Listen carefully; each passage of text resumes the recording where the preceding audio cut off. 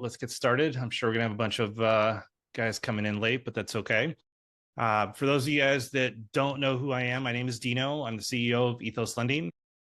We are based out of Mission Viejo, California, but are trying to go nationwide. I think we're in 14 or 15 states now. And by next year, we should be in hopefully about 25, maybe 30. And we are what I'm hoping will be the next gen mortgage broker shop. I truly feel that the traditional brokerage model is broken and needs to be fixed. So that's not what this webinar is about, but I just wanted to throw it out there. And if anybody ever wants to talk more about that, I am available. I brought my friend Craig Davis on because he is a coach and a mentor to a lot of people. Truly a great guy on top of that. So I'm going to let you introduce yourself, Craig, and take it away from there. Yeah, good. Thanks for having me on, man. It's good to be here and good to see you guys. I don't know a lot of you guys, and so I think for a lot of us, we're probably meeting for the first time. So I appreciate the opportunity. Well, and I'll just kind of get into the presentation. And really, I think for today, let's use the chat. Let's build some talking, some community in here. I mean, even right now, like if you guys want to throw in there, like where are you guys coming from? I'm up in Northern California. If anybody's up in Northern California, up in El Dorado Hills, but yeah, throw in the chat, where you guys are coming in from. I see a couple Ethos hats. If you're with Ethos, that's rad, man. By the way, dude, I love this shirt, man. I told Dino before, it's got the nice cotton in there. Oh, Ashland, nice. Yeah. I lived in Portland for about 15 years. Yeah, Ashland's rad. So this is actually the first time I'm giving this presentation. This is going to be my 2026 keynote. So this is kind of like a stand-up comedian going into the clubs and starting to kind of practice it and that sort of thing. So I want your guys' feedback. Like, is this good? Does it suck? But like, I want to make this conversational. I want to hear your guys' feedback on this. And I'll tell you where this presentation is coming from, which is locking in your genius zone. I'm not making this up. This is coming from, I've been executive coaching mainly in the mortgage industry for about 2.5 years. San Luis Obispo, love it down there. And I was a mortgage, I've been a mortgage guy for 20 years. Then I've been executive coaching for the last 2.5 years. And so I'm really, really good at picking up kind of like the tea leaves, like really, like what's going on. I mean, obviously we're coming off this 3-year winter, in our business, and that certainly, is impactful and means different things to different people for different reasons. And where are we going into this, new year? And I encounter a lot of people, from executives to branch managers and, and originators, and all the way through. And by the way, it's not just in our mortgage industry. Like there is a shift in society, right? There is just a shift going on.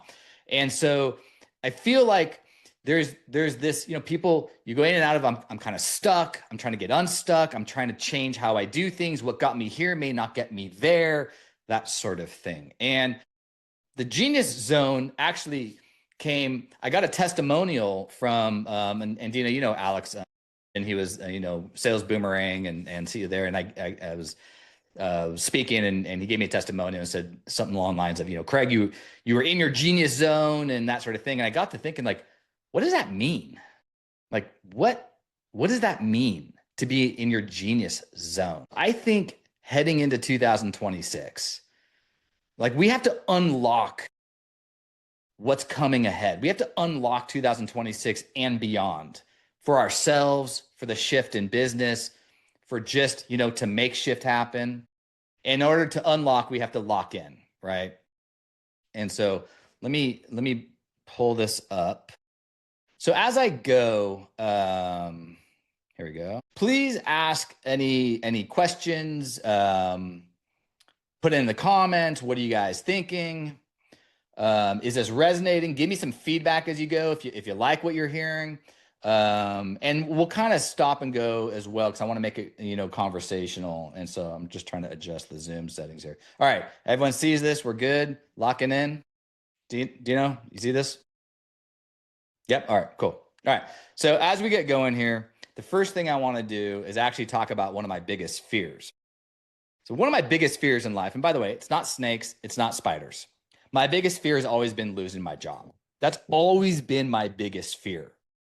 And, I've been in the mortgage business since '01, from sales into management into executive leadership.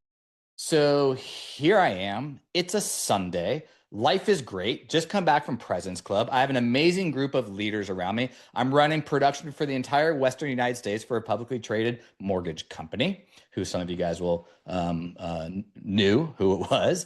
And, I'm literally at the pinnacle of my career. Couldn't be happier. That was a Sunday. Anyone want to guess what happened on a Monday? Throw it in the chat. I can't see the chat anyway. COVID. Close. What's up, Abdel? I didn't see you on here. No, I found out I had stage 3 cancer. That was a Monday. And as I got that information, and first of all, I was like, what? Like that's not me, right? I mean, I go into shock. I'm like, you receive this type of information. And my wife and I, we sit with this and so then we started processing. And for 2 days, I thought I was going to die. I mean, legitimately for 2 days, I thought I was going to die. Now, mind you, my biggest fear is losing my job, not I think I'm going to die. So as I start getting my head wrapped around cancer, I tapped into a part of me that I had to reach deep for, which was, okay, hold on a second. I'm not going to die. I just have to get through treatment. So I pulled into the leadership side within me to say, well, look, this is just like managing a project. I just have to manage my way through treatment. So enough days go by, from the chemo and the radiation and all the sicks and all the feels and all the glory of, fighting cancer. And I came out on the other end, survived. It eradicated the tumor. I'm good to go. Everything is wonderful again, that sort of thing. And then I lost my job 6 weeks later and faced my biggest fear. So look, the moral of the story in this is that shift happens, right? Shift happens. And what I believe to be true are these three. Shift happens, opportunities change, and success is a choice. And I think we can all relate to that throughout whatever parts of our lives and our businesses, because change is inevitable, but growth is not. Change is inevitable, but growth is not. So that's why, in order to unlock what is ahead, to get ourselves wherever we are in our life and our business, but to unlock 2026, we got to lock into our genius zone. And my thesis that your genius zone is at the intersection of these three things: who you are, what energizes you, and then how do you intentionally connect that into your life and your business? That intersection is your genius zone. So I'm going to say that again now. Who you are. What's your identity? Where is your identity connected? Are you a loan officer or are you a mortgage strategist? What gives you abundant energy? What's it like being plugged into the wall that gives you abundance versus plugged into a battery that can be depleted? That's scarcity. What gives you abundant energy? And then how do we activate it? How do we intentionally apply that into our life and our business? So we're going to go through these three things. And at that intersection, that's your genius zone. All right, so now how do we find our genius zone? So like I said, shift happens. One day, everything's good. Next day, okay. Now I'm talking about big examples here, by the way. It doesn't have to be big examples. Little things, right? Little things. But from going from my Zen rocks being stacked to also now a pile of rocks, I'll say this. It was harder for me to lose my job than it was to fight cancer. It was harder for me to lose my job than fight cancer. And the reason why, and I can reflect and say this, is because I lost my identity. When I lost my job, I lost my identity. My identity was so tied externally that I was a mortgage executive, a mortgage leader. And when that was taken away like that, that put me in a very dark place. I lost my identity and I had a lot of fear.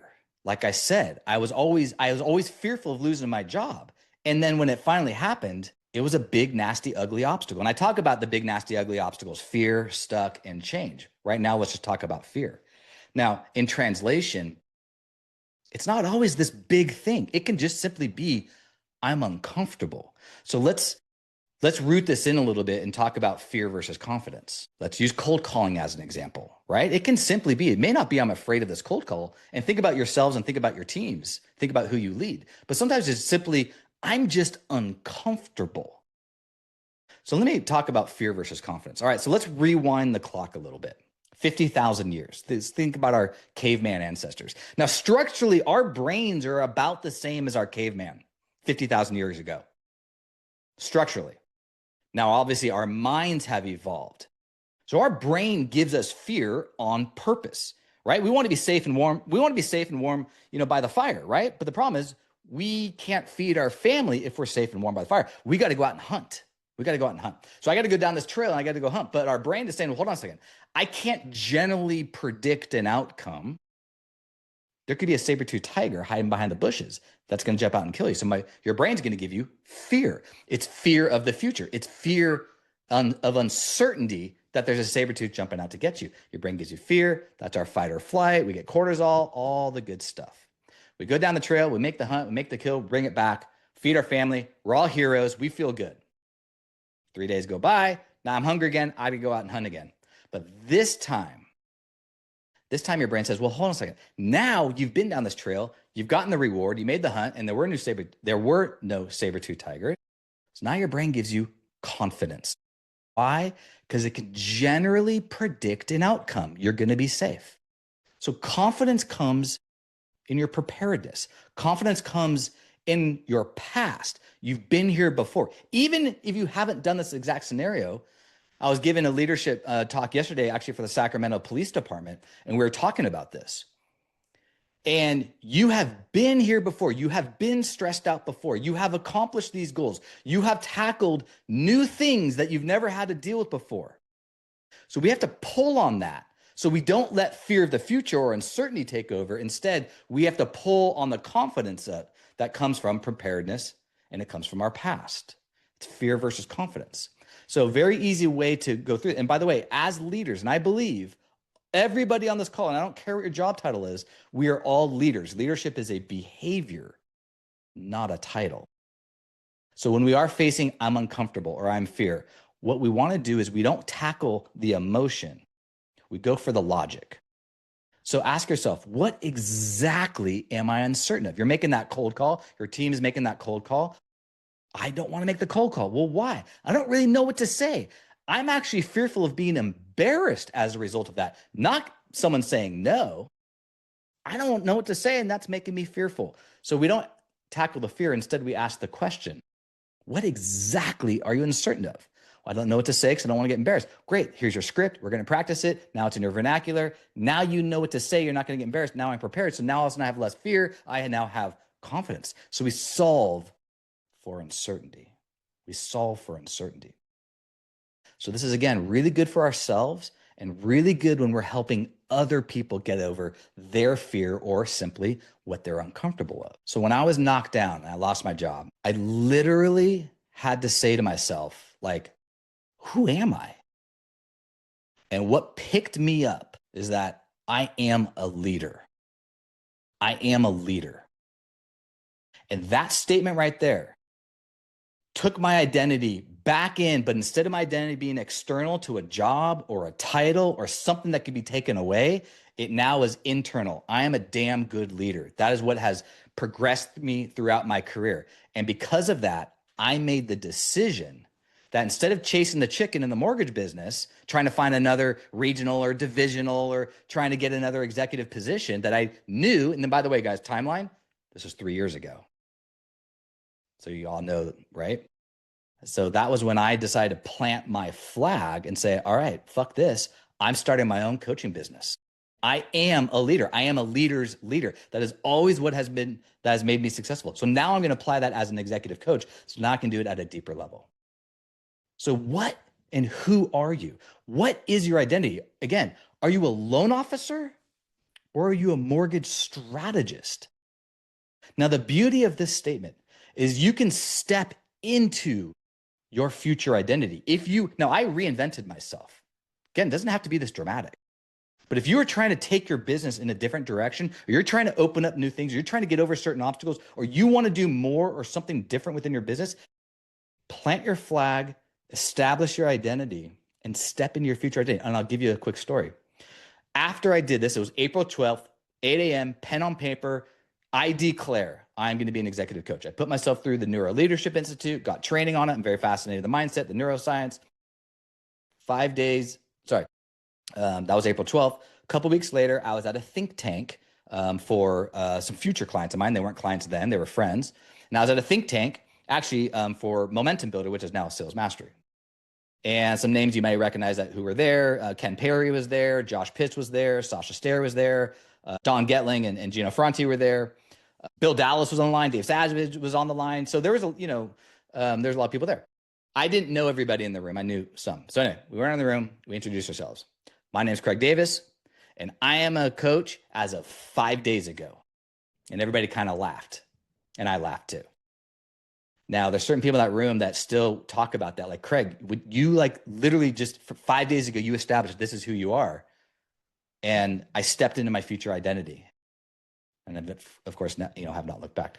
So I want to pause here for a second. So, I'll share in this conversation, Dino, we were talking about this the other day. And you were sharing kind of, some stuff that you also went through back in, I think it was 08 and whatnot. I mean, what is identity? What does that mean to you? I mean, 08 was tough, right? You're on top of the world and you think you got it all figured out and everything falls apart, right? So personally for me I had 8 houses at the time. I was married, had, just started having kids and then I became a 3-time loser. I was in the mortgage business. All my investments were in real estate and I was getting divorced. So, your identity of who you are that you put into your head before that all falls apart. And then you gotta search for who you are again, but it needs to go beyond what you own and, and what you have. I don't think there's any future in holding on to those things. You gotta figure out who you are as an individual and what's important to you and what your why is. And notice how the translation, letting go of out there and who you are, what your why is, all of that is internal. Does anybody else, and don't feel you have to, but does anybody else want to share or have any thoughts around identity, your identity? Hey, what's up, Gillis? I didn't see you on the line. Good to see you, buddy. All right. So hold on to this. We'll keep going here. But step one is, what is your identity? Who are you? And is that tied externally or is that tied internally? And do you want to change your identity? Do you want to step into a future identity? All right, let's get going. Please tell me everybody knows where this GIF is from. Anyone call out that movie real quick? Zoolander? Yeah? I can't see the comments, so I'm gonna assume someone said that. All right, let's get going. Number 2, what is it for you that is being plugged into the wall, not a battery? What gives you abundant energy? What energizes you? So in translation, what's your joy, purpose, and passion? What gives you purpose? What gives you meaning? What gets you up in the morning? Now there's a way, let's kind of start finding this.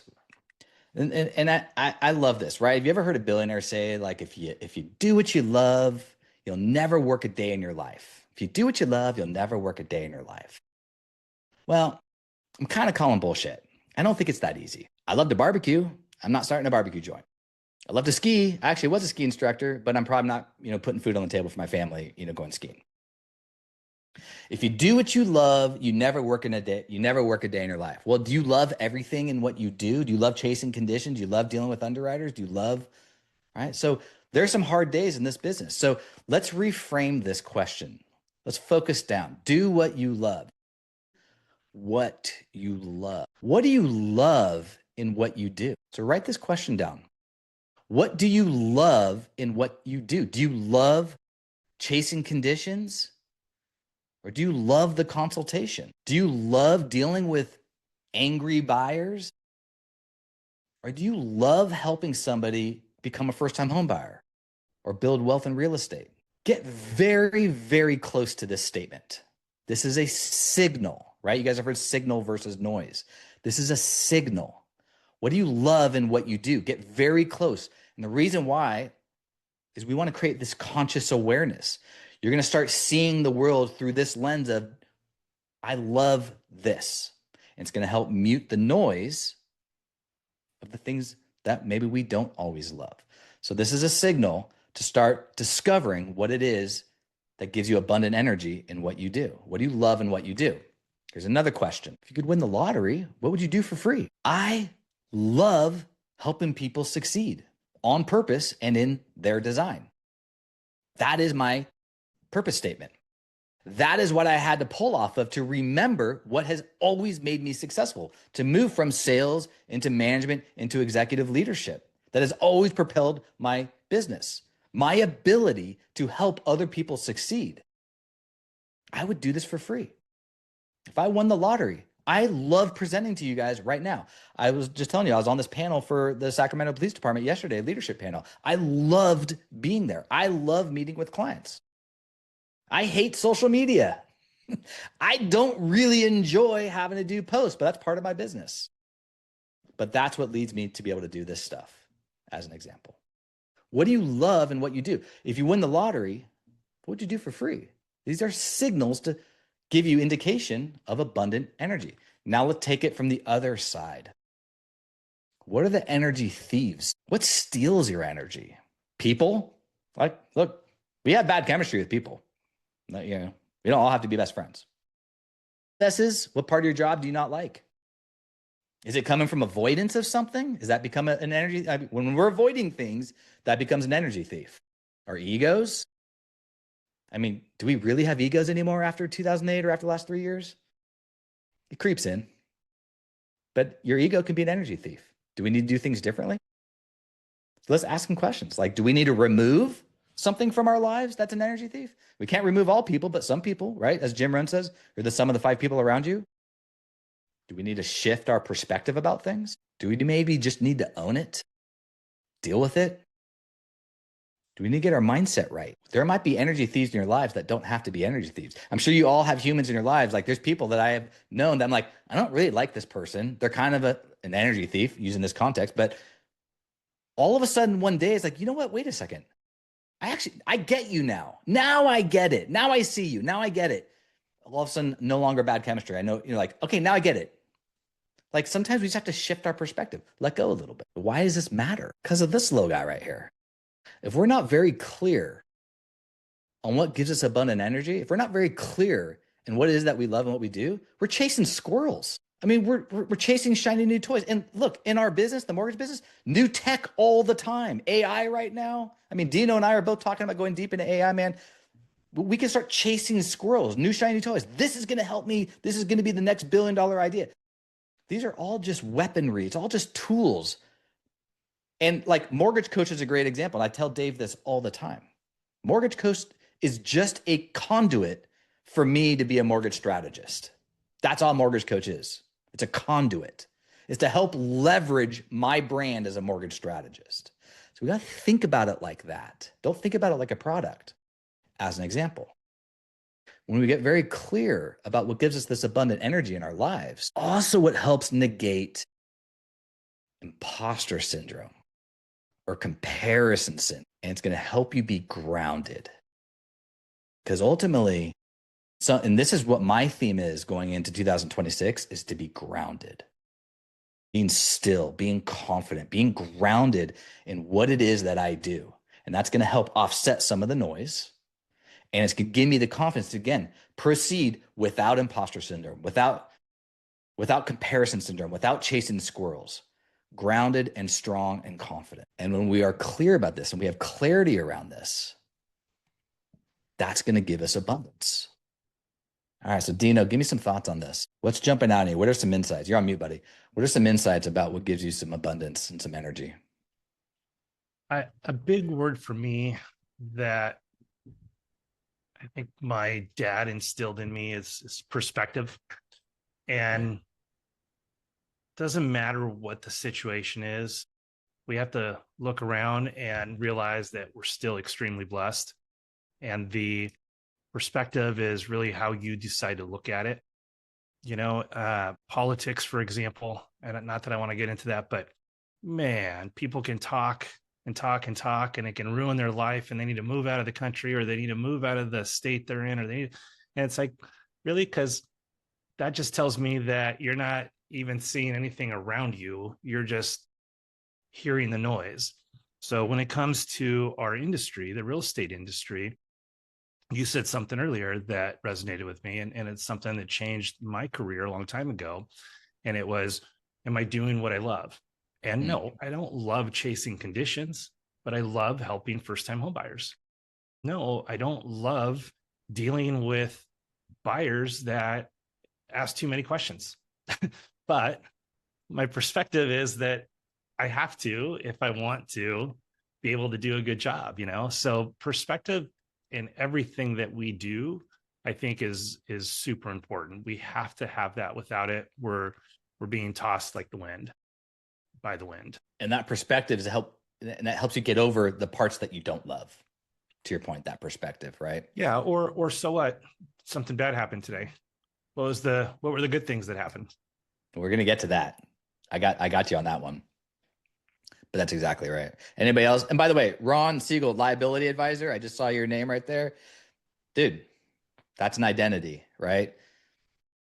Setting yourself up not to be, I mean, I've been on this rant for years. I'm sure you guys, a loan officer is transactional, but a mortgage strategist, a liability advisor, I see you differently. That's an identity. I see you, right? Ron, are you willing to share a little bit like what liability advisor means to you? Helping families build wealth through strategic debt management. Debt management. If I'm a financial planner and I run the asset side of the balance sheet for somebody, would it make sense to work with someone who runs the debt side? That's the idea. And obviously this goes into personal brand, right?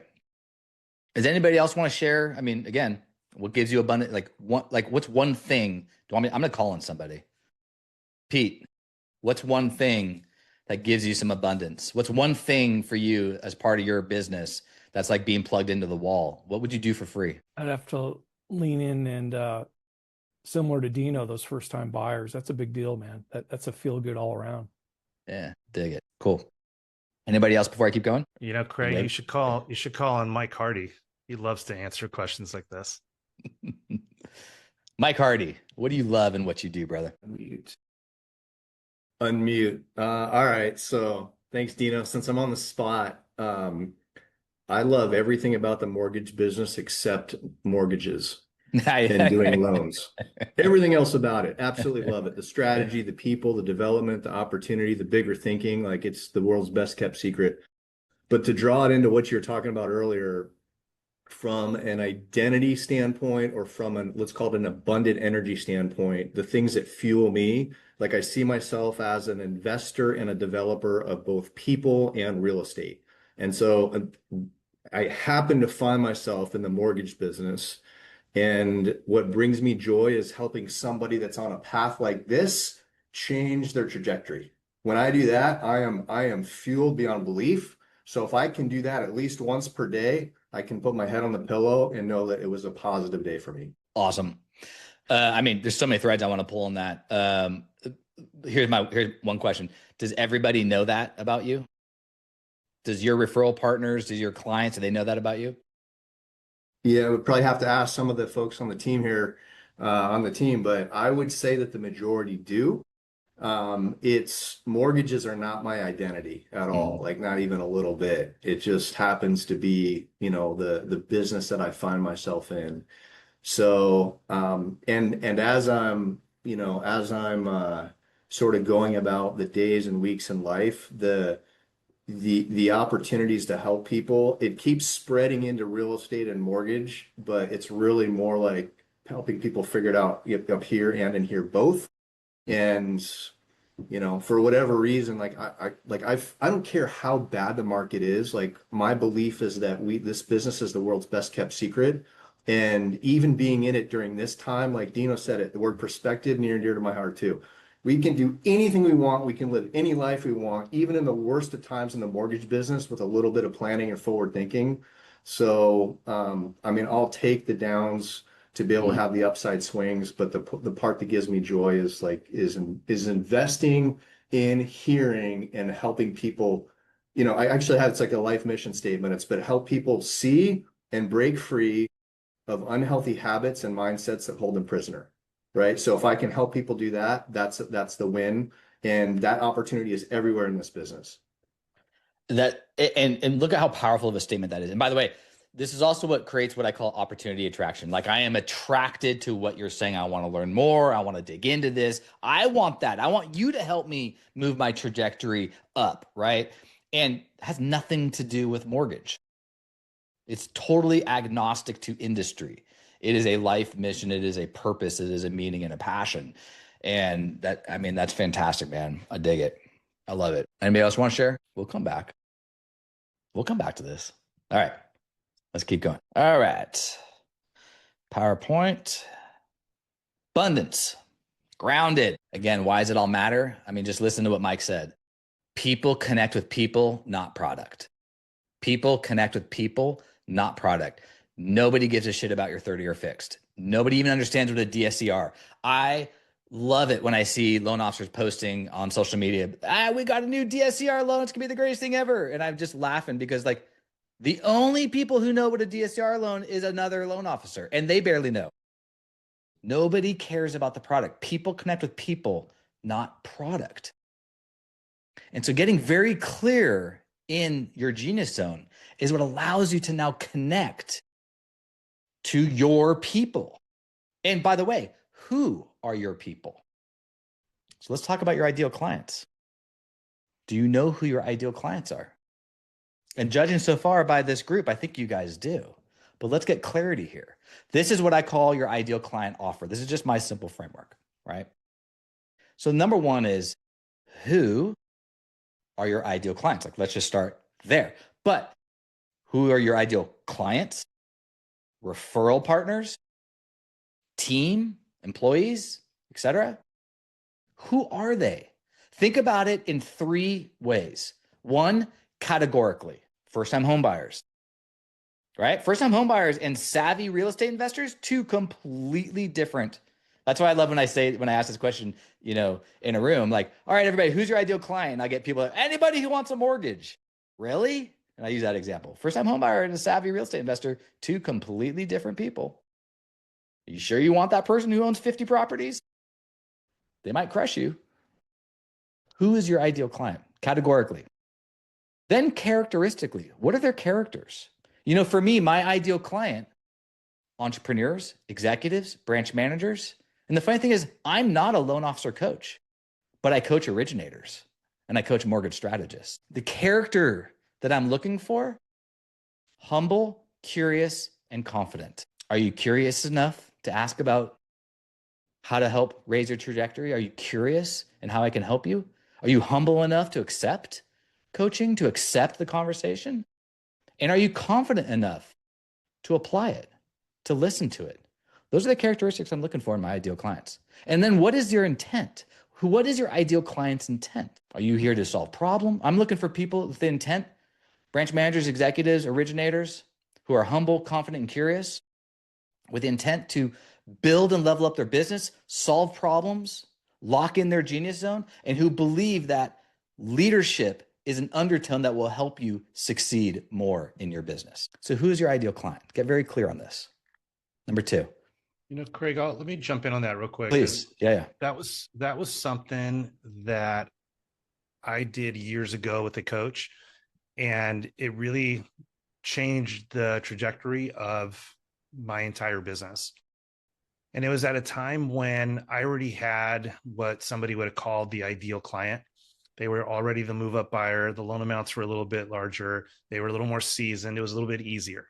I had graduated from first-time home buyers, right? That had a lot of questions and they were nervous and they were smaller loan amounts. And I got the surprise that we were having our 4th kid. I freaked out a little bit. I was like, man, we just got out of 2008. I'm just getting back on my feet. Now I'm having a 4th kid. And I remember working with my coach back then. And one of the things that he had me do is he pulled out a bunch of yellow sticky notes and said, you know, write down on the left side who your ideal client is not. And then who is your ideal client on the right side? And for the sake of not making me sound like a cultural racist, there were certain cultures that, and I won't say which ones, that I said, they're not my ideal clients. And the funny part is after this whole exercise, if I look back now at all my clientele, I have my perfect client that I wrote on my right side. That is the most predominant client that I have. But the funny part is even some of these cultures that drove me crazy, right? Because of how much they negotiate and how cheap they are and how they're always complaining. I have plenty of them now, but it was never the culture. It was that personality. It was that type of person. So I have plenty of them. I'm Greek. I even put Greeks on the left side. I don't want to deal with any, but I have plenty of Greek clients now, but I have the kind that fit into my bucket. So calling it out, I think, is super important just for your own sake. When you cast it out there, right, it tends to come back. Love it. All right. And so let's take that a step further, right? So one, who, now two, in two sides of this person, what is their problem? What are their challenges? On the other side of that, hey, what's their opportunities? Your first-time homebuyer is a great example. What is the problem that first-time homebuyers are facing? Financial illiteracy, limiting beliefs, right? First-time homebuyer age, now 40. What the hell, right? Used to be, I think when I bought my home, I was 28. That's a problem. What's their opportunity? I work with a lot of, not a lot, but I work with, a fair amount of I call them rising stars, right? Gen Z, 23 to 27-year-olds, early 30-year-olds. And I make this statement with them. I said, wouldn't it be cool if you're the guy who helps your buddies be the first home buyer in their friend group? And they're all like, yes, that's what we all want to be. We want to be the first home buyer in our friend group. Make that your mission. So what is their problem? What is their opportunity? Two different things. This is their situation. This is the logic. Now let's get to the emotion. Okay, so if their problem is financial literacy, limiting beliefs, affordability, what's their stress associated with that problem? I'm never going to build wealth. I'm never going to own a home. Why is that stressing them out? What is keeping them up at night? What's burning a hole in their brain? On the flip side of that, what's their opportunity? What is exciting about that opportunity? You might be the first home buyer in your friend group. It's going to give you it's going to give you aura. It's going to give you status. I have a 15-year-old daughter, so I know all the Gen Z language. So we got to tap into that emotion, right? 75,000 times more neurons in the emotion center than the logic center. So who's your ideal client? What's their problem? And what's their stress associated with that problem? Now, how do you solve that problem and ease their pain? How do you solve their problem and ease their stress? How do you provide that opportunity and get them excited? Get really clear with your ideal client. This is your ideal client offer. Now, this is a framework for marketing. This is your framework for client engagement. This is your framework so you're also thinking in their desired outcomes, not yours. What do they want? What do they care about? What are they stressing about? And how do you solve that and ease their pain? They will love you forever. So who's your ideal client? Get really clear with this. And then this gives you an abundant energy of marketing. I'm trying to link those two terms together. But this gives you abundance in marketing. This is a forever framework. You're always able to start identifying things. It's not like I'm just offering a DSCR loan. Who cares? Hey, I know exactly how to help you build wealth in real estate. I know exactly how to help you acquire your first rental property. And by the way, if you're self-employed and you have a great CPA, I know exactly how to help you qualify for a rental property. And you're going to start building wealth. How would that feel? It has nothing to do with no one knows what a DSCR means, but they know that I want to feel better and I want to own a property. I don't tap into their FOMO. And then going back in your personal brand. Now I call it personal brand identity. And again, Mike, thanks for sharing, because that is a personal brand identity, your identity and what you're doing tied internally. Now let's connect that, because, and I ask the question, it's a little easier on stage when I'm with a bunch of people. And I say, hey, who in here has a personal brand? And maybe I'll just, let's do this right now. Let me stop share. Just raise your hand. Who has a personal brand? Raise your hand if you have a personal brand. I see Mike does, Dino does, Rick does. No, is that it? Yeah, Lucy does. All right. You all have a personal brand, whether you like it or not. It's your reputation. It's what people say about you when you're not in the room. It's what you're leaving behind. Y'all have it. Now, are you in control of it? Mike is in control of his. He's able, that's why I asked, does your ideal clients know that about you? Because a lot of times we might think this way, but what's coming out? So you all have a personal brand. Don't let it be the best kept secret. Okay. So all of this is feeding in to create that clarity, right? So we can lock in our genius zone. Now, all right, we're kind of clearing who we are, what's our identity. Now we've done a lot on like, okay, what gives me abundant energy? What is it that I love and what I do? I know who my ideal clients are. I've got this kind of idea of now I've got all sorts of like, hopefully it's like, okay, I got all sorts of ideas now for marketing, client engagement. Like I'm really getting connected with my joy, purpose, and passion and my meaning. But now how do we activate it? Now we got to activate it because again, we don't want to be the best kept secret. So we need to intentionally apply that into our life and our business. So let me give you a little, have you guys ever heard of the marshmallow experiment? Anybody? Yeah, Mike, you have? Yeah. So I think it was my date, 1972, 1973, something like that, early 70s, a bunch of Stanford scientists. And I always say Stanford scientists because it makes it sound, smart. So a bunch of Stanford scientists got a bunch of preschool age kids into a room. And one by one, they said, okay, I'm going to give you this marshmallow right now, and you can have it. I'm going to leave the room for 15 minutes. And if you don't eat this first marshmallow, in 15 minutes, I'm going to come back into this room and I'm going to give you 2 marshmallows. It's your choice. So they left the room. Most of the kids, many of the kids ate the first marshmallow. The kids that waited the 15 minutes for the 2 marshmallows, they followed. So when they followed the group of these children and they started recognizing that the kids that waited the 15 minutes for the 2 marshmallows tended to have better grades, better relationships, better careers. And what became a major predictor of success, does anyone know what I'm about to say? Shout it out if you do. Delayed gratification. Delayed gratification became a major predictor of success. Now, what does that mean? It means stop chasing results. If delayed gratification is a major predictor of success. Now, by the way, there's other geo and family impacts and how the children are raised that, influence, their success in life. But let's not let facts ruin, a good story here. But the moral of the story, delayed gratification, stop chasing results. Start chasing strategy. And the reason I say start chasing strategy, because strategy is the elasticity. Strategy is the alignment between your vision and your actions. It's strategy is what keeps that aligned. We're going to stop chasing results and we're going to start chasing not motivation, momentum. So I hear a lot like, I just need to get motivated, or, how do we motivate other people? Yes, we want to be motivated. Feels good. But it's not motivation we need to chase. We need to chase momentum. Here's how I define motivation. By the way, this is how I define it. This is not how ChatGPT defines it. I define motivation that happens when your identity is connected to a desired outcome. Hey, last night I couldn't sleep. I was up at 2 a.m. I saw some infomercial about some dudes getting ripped and shredded. Dude, I want abs. I identify now as that guy. I want to be in shape. I want abs. I'm excited. Get up in the morning, go to the gym. I'm sore, did 1,000 push-ups. I'm kind of losing my motivation now, right? Motivation is an emotion. It's fleeting. It'll go away. What we need to do is turn motivation into momentum.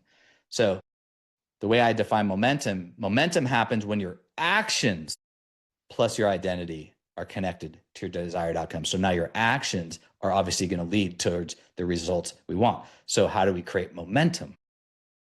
It starts upstairs. Got to get our minds right.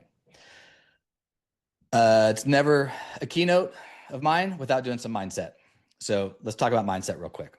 This is what mindset means. Mindset is not fuzzy bunnies, unicorns, and rainbows, right? You can also have bad mindset. So here's how I break down mindset. It's in 3 parts. Number 1, what's the information that you are allowing in? That's your awareness. That's your mindfulness. Now notice my language. What are you allowing to come in? Are you doom scrolling all day? Are you getting pegged into all the different news outlets? Dino, you're talking about politics. Are we getting lost in all that? If negative information is coming in, what do you think that's going to do from an influence standpoint? So number one, what information is coming in? There's your awareness. Number two, mindset. All mindset is how we interpret the information. That's all mindset means. How we interpret that information. That's it. Now your output is attitude. Your output is attitude. Your attitude is how the world sees you. Your attitude is how the world interacts with you. You might think you have a good mindset, but if you're kind of an a-hole out in the world, that's how the world sees you. So let's get familiar. Now, let's not let our mindset be determined on its own.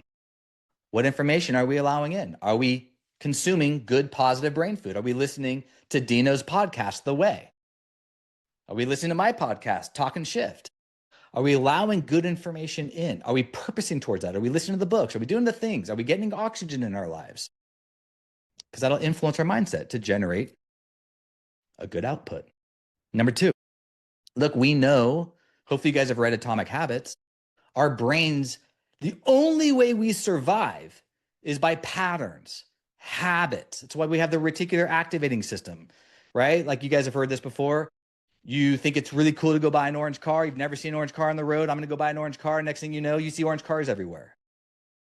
That's your reticular activating system. Your brain ignores all this meaningless information that it does not deem important into your life until it becomes important. I kind of want an orange car. What the hell? Now there's orange cars everywhere. So we got to tap into how our brains work. Our brains thrive on patterns. It thrives on habits, right? Because your beliefs is what influences your behaviors, which is what drives your actions. So we got to start with, let's get our mindset right. Mike, I think it was Mike you were talking about. You love the ups and downs in the business. Who cares? Because my identity, my purpose in life is to help people change their trajectory. Just, in fact, when things are down, that's more opportunity to help people. Bring it on. That's a belief system, and that influences your behaviors and your actions. Got to get our minds right. Now let's tap into how our brain actually works, the gears. So really, to start activating and intentionally applying your genius zone into your life and your business, let's create our personal operating system. I think everybody, hopefully, if you have not read Atomic Habits, it's a great read over the holidays. You don't rise to the level of your goals, you fall to the level of your systems. You don't rise to the level of your goals, you fall to the level of your systems. So, your personal operating system. Here's what I would say is your 5-step personal operating system. Number one, and this is the time of year to do this. I do a whole business blueprint workshop. I'll do, because I debunk business plans, even like goal setting and some of the stuff. And I'm a coach, right? But like I attack these things in different directions. The first thing this time of year is I'm going to ask everybody, what is your theme? And we're going to come back to this because I want to get your feedback. What is your theme going into 2026?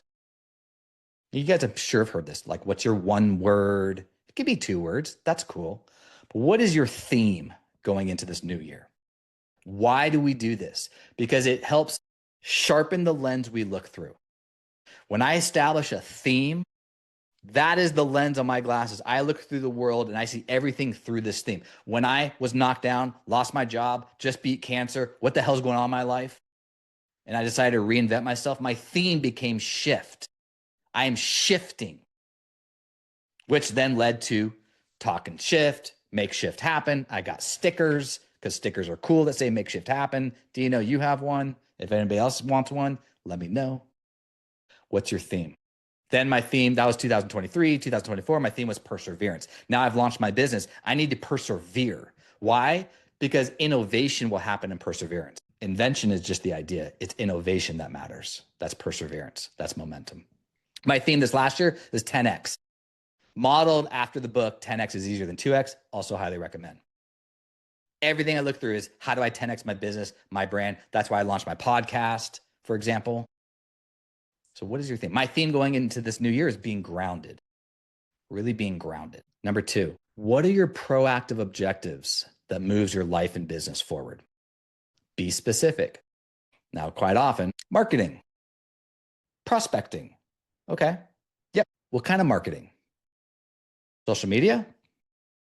Database? Email? Well, those are 3 proactive objectives. Those are different. What kind of prospecting? Realtors? What realtors? Financial planners, CPAs, et cetera, et cetera. Builders. So we got to get very, very specific. What are your proactive objectives that moves your life and business forward? Write them down. And then we got to bake them into our perfect day and ideal week. So we're going to tap into how the brain works. We want to create patterns. We want to create themes. Every single Monday, I do social media. It's Marketing Monday, social media, and I do my power hour and I do my weekend follow-up with realtors. Hey, how are your open houses? How'd it go? Yada, yada. 2 to 3 objectives per day. If you can do your 2 to 3 objectives per day, Monday through Friday, you are going to move your life and business forward. But what are they? Quite often, we are just reactive. I wake up, okay, what do I need to do today? I got to do this, I got to do this, I got to do this. And we're successful that way. But if you want to become elite, the elite have systems. They have their operating system. This is your operating system. And bake in what your proactive objectives are. And we have to go through and define what those are. And then we build patterns. So every Monday I do these 2 to 3. And every Tuesday I do these 2 to 3. And every Wednesday I do these 2 to 3. And you'll recognize now, well, if every Monday I'm doing a weekend follow-up, then I think my power hour on Friday or Thursday should be calling those same agents. Hey, what open houses do you have? Do you need any resources? Yada, yada. And then we start creating rhythm, right? It's all about routines and rhythm. And then we're creating flow, creating momentum. So what is your perfect day and ideal week? And then we need to create success habits, the habit of being successful. And Dino, this is when you talked about this earlier, how often, and this is 100% me. I will be successful when I get that job promotion. I will be successful when I land that recruit. I will be successful when I do that much volume. I will be successful when I have that much money in the bank. I will be. That's chasing results. That's misery. And when we do get those results, what do? We move right past them and the goalpost moves. That's not joy. So this is what I want you guys to write down. Write this down. I am being successful when. I am being successful when I do my power hours. I am being successful when I get up at 5:30 and do my morning routine. I am being successful when I give my wife and daughter a compliment every day. I'm being successful when. Tie your success into your actions. I learned this reading The Gap and the Gain. I don't know if anybody has read that. That was a life-changing book for me. This stopped me. I was on a run. This stopped me in my tracks. Now, I read this during my valley, my darkness, when I was figuring out how to reinvent myself. I was so tied to, okay, now I'm going to reinvent myself. I fear. I'm like, oh my God, what am I doing? I'll be successful when I get this many clients. I'll be successful. How am I going to rebuild? I am being successful when every day I learn something. I'm being successful when I reach out to 5 prospects a day. I had to tie my success into my actions. So 5 to 10 bullet points. Email them to me. Love to give you feedback. Happy to jump on a huddle with you guys. Really powerful. Ask your referral partners to do this. Go get coffee with them and say, hey, I'd love to do a business planning exercise with you. They're going to give you every bit of information. And now guess what? Now you're not just asking for loans, you are investing into their success. And now you're going to get a lot of insight and feedback. And everybody, right? Because leadership is a behavior, not a title. You guys are leaders. And I'm going to help you guys be excellent leaders. And if you are managing a team, instead of just asking for a boring business plan that no one's going to look at ever again because they're just doing it to satisfy you as their boss, ask them to do this. Give me your 5 to 10 bullet points on I am being successful when. And then meet with them and go over it with them and share yours with them. It's really powerful. It's going to give you a ton of insight. And it's going to help change the trajectory Mike, I'm sorry, dude. I'm stealing all of that from you, man. Appreciate you sharing. It's going to help you change the trajectory of their success. Okay, lastly, and now let's reward. We have to reward. That's the key ingredient in your habit construction, right? Atomic habits, cue, response, action, habit. Celebrate your little wins. Celebrate your daily little wins, not the big wins. Obviously, we want to celebrate the big wins, but I want you to celebrate every day your little wins. Here's a great example. I come home from work. My wife says, hey, honey, how was your day today? I'm like, it was all right. She's like, it was all right. What happened? I'm like, oh, I didn't land this new client, or I didn't get this new recruit, whatever. She's like, oh, that sucks. Well, what did you do? Well, I filmed a podcast. I did a social media post. I called 5 new prospects. I met with Dino. We uncovered some great, AI knowledge. I did 10 things that all will move my business forward, but the one thing that didn't happen. So now my day sucked. Celebrate your little wins. That is going to reinforce success. It's going to make you feel successful. Your brain is going to get wired in to say, I want more of that sugar. You go do power hours, or you and your team go do power hours, and you make your 5 to 7 calls, or however in that. Like, who cares if you didn't get a deal? We care. But my point is, you made 5 to 7 phone calls and you had 5 to 7 meaningful conversations, or you only got 3 meaningful conversations out of there. Win, win, win. Hell yeah. Celebrate, high fives, eat a chocolate bar. Actually, literally like eat some chocolate and reward the system. Because we want to celebrate the fact that you made the call. Now, what can we do to make it better and all the stuff? But you see where I'm going with this. Celebrate taking risk. Who cares if you get rejected? You took the risk. Celebrate it. And everybody as leaders, celebrate others for doing it. You'll often hear me, or as you guys get to know me, I'll stop in the middle of a conversation and say, whoa, hold on a second. I want to energize what you just said. Because something you said right there was really, really good. And I want to energize it because I want your brain tapping into that and establish that little neural pathway to say, ooh, that was good. Do more of that. We're going to work with how our brain works. We're creating momentum. This is your personal operating system. So what's your theme? What's your theme going in 2026? What are your objectives that's going to drive that theme? And what's your perfect day, your ideal week? Let's bake it in every single day. I'm going to do these different things. I am being successful when I do these things and I take the action, that's a win. I could put my head on my pillow at night. I feel good. I help somebody. And we're going to celebrate our wins. Now we've got a good operating system. Now this is a baseline. This is the nuts and the bolts. What you guys do with this and fill it in, that's up to you. When you are clear on your identity, not tied internally, when you are clear on what gives you abundant energy, and we're going to seek that out, it's conscious awareness. And we have a personal operating system so we can activate that and intentionally apply that in our life and business. That intersection is your genius zone. That's your genius zone. 3 out of 3, not 2 out of 3, not 1 out of 3. 3 out of 3 have to happen. The meaning of life is to find your gift, and the purpose of life is to give it away. I absolutely love doing this for you guys.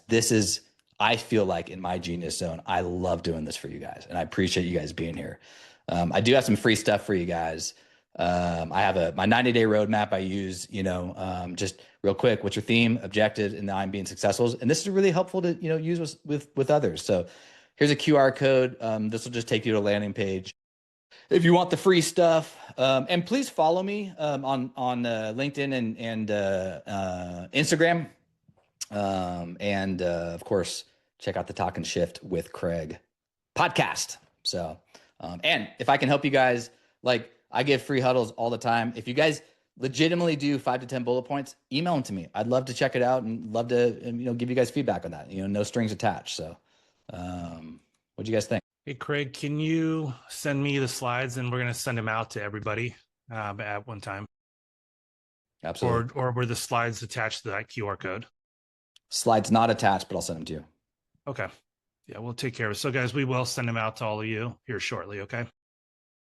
Thank you so much for joining us, Craig. Awesome, man. Appreciate it. My pleasure. My pleasure. I think we're right on that hour. Wasn't sure. Yeah. Good. Well, I appreciate you guys.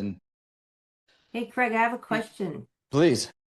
So the little kid that didn't eat the marshmallow and the kids that ate the marshmallows, what is the kid that makes taffy out of the marshmallow for 15 minutes? Yeah, that's the entrepreneur. Okay, thanks. That's the entrepreneur who makes the taffy, eats a taffy, pulls a tooth, does it again, sells the taffy. You know, there's a sickness to entrepreneurship. Thank you. Yeah, you're welcome. Before we head out, anybody else have any questions for Craig or myself? Awesome. Well, I appreciate you guys being here. And please, honestly, follow me. Follow me on LinkedIn and Instagram. Like I said, love to, let's just keep in touch. We're all in this thing together. Thank you so much. See you next month for the next one. Thanks, guys.